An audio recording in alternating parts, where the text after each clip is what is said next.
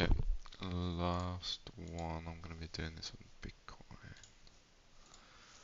Okay, so this is your big boy. These are your high time frame ones. Um, Again, this is a trade at your own risk one. Uh, I'm not saying it doesn't. I'm not saying it doesn't work on other time frames, but this is a bit. I mean, I'm not saying it doesn't work on other currency pairs, but it's what I'm more comfortable trading on. So, what I like doing, changing from a candle chart to a line chart and identifying what is happening. So, I can see price is very bullish. Um, yeah, weekly chart. Yeah, sorry.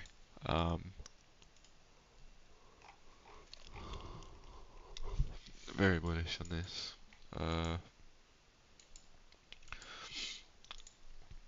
We're just having a small pullback. We've had, for this to change back into the downtrend, we need or into a bearish market, we need to close below this candle. But if we go into it, market has filled the fair value gap that was there, coming back into the 50% zone, and then had a confirmation that it's closed above it, which, yeah, it just gives you more confirmation that price could break out, could not break out. But yeah, what I do like doing on these, sort of the Bitcoin, is I mark out the wicks. So I mark out to there, and that's where your next take profit could be.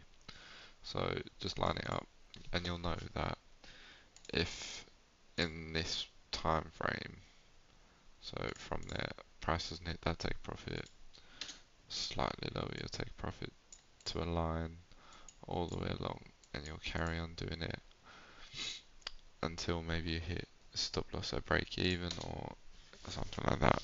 But yeah, I don't want that line in there now.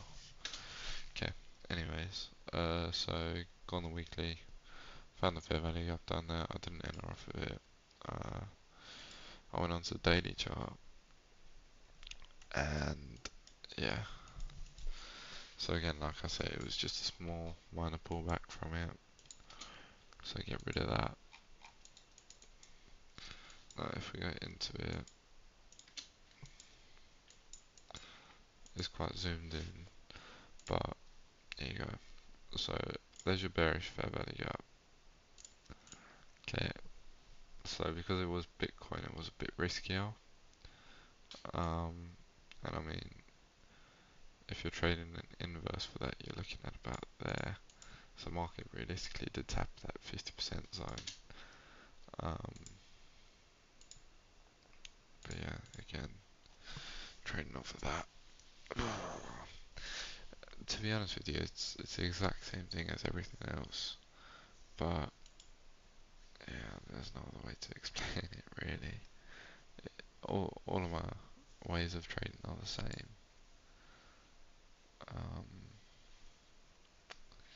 You know what? We could actually be going into a downtrend if I'm honest.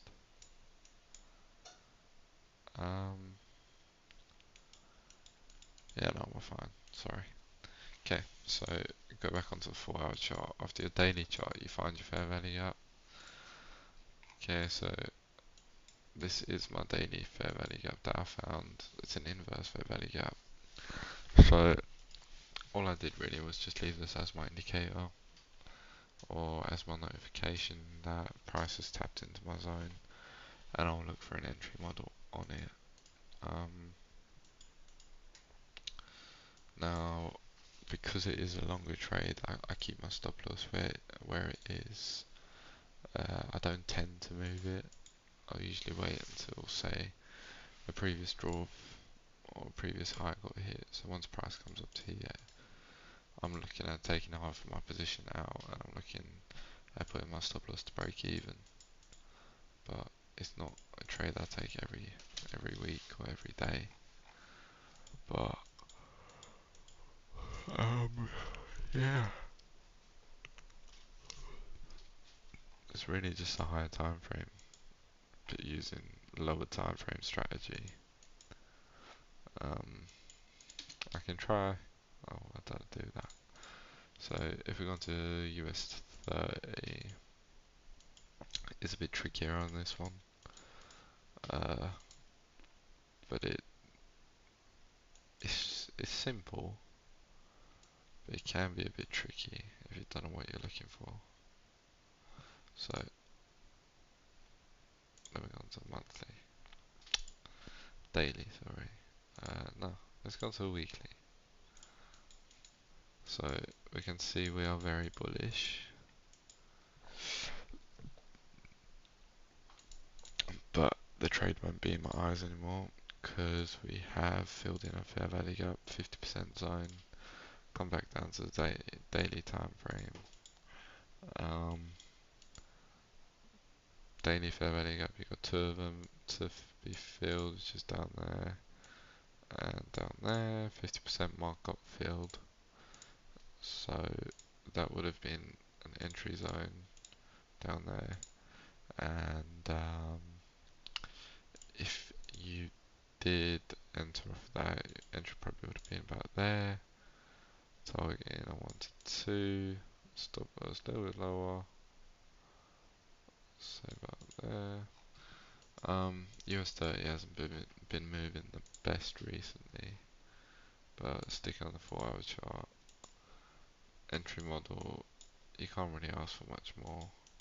But again, high time frame strategies such as like the 4-hour, the weekly, just stick to Bitcoin. I don't really trade Ethereum because yeah, it's not the best at the moment.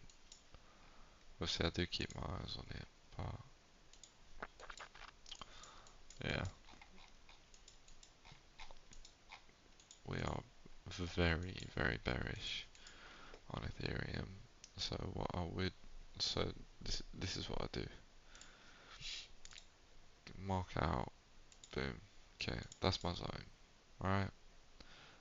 I am going to put a short position around about there with my stop loss to these highs and my take profit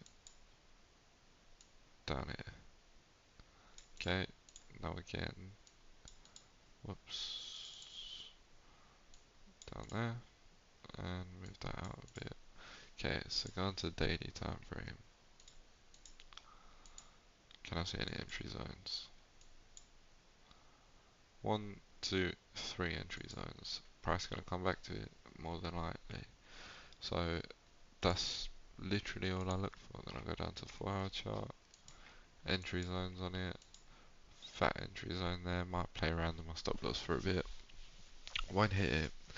Continue back down. But I know I've got a trade open in that, and I've got a trade open in that. So that is all you really do have to look for in those.